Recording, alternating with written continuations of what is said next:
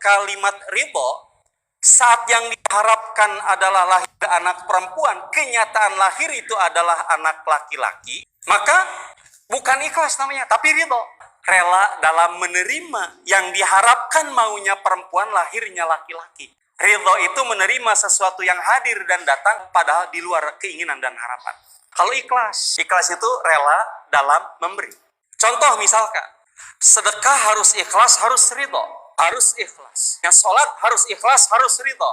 Harus ikhlas. Sesuatu di luar harapan harus ridho. Surah Al-Bayyinah ayat kelima. Hada dalilun ala wujubin niyati fil ibadah.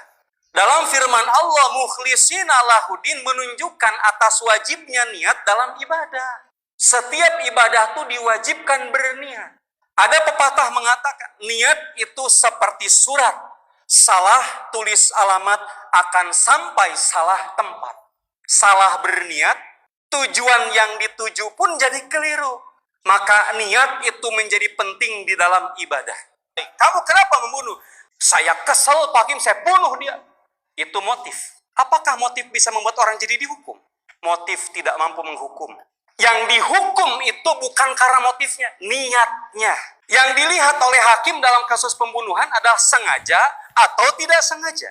Kalau kasusnya sengaja dilakukan, direncanakan dilakukan pembunuhan, maka dia akan terkena dua hal. Pertama kisos, dua diat.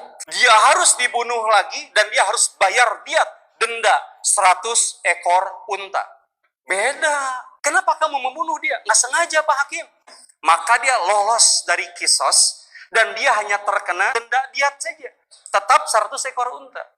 Motif tidak mampu jadi landasan hukum. Yang mampu jadi landasan hukum adalah niat.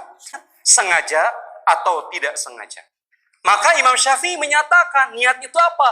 Qasdus syai' muqtarinan bi fi'lihi. Niat adalah menyengaja melakukan sesuatu bersamaan dengan perbuatan itu. Makanya dalam mazhab Syafi'i, kalau kemudian kita mau wudu, pada saat kita mencuci dua pergelangan tangan, di sana lalu kita berniat.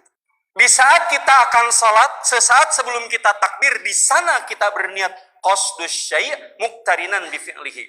Saya tidak mempersoalkan lafadz niat dan tidak lafadz niat. Karena sepakat para ulama seluruhnya mahallun niyah fil qalbi. Tidak ada ulama yang beda pendapat. Seluruhnya menyatakan tempat niat itu dalam hati. Titik. Sementara talafud niat itu bukan niat, tapi dia adalah menguatkan niat.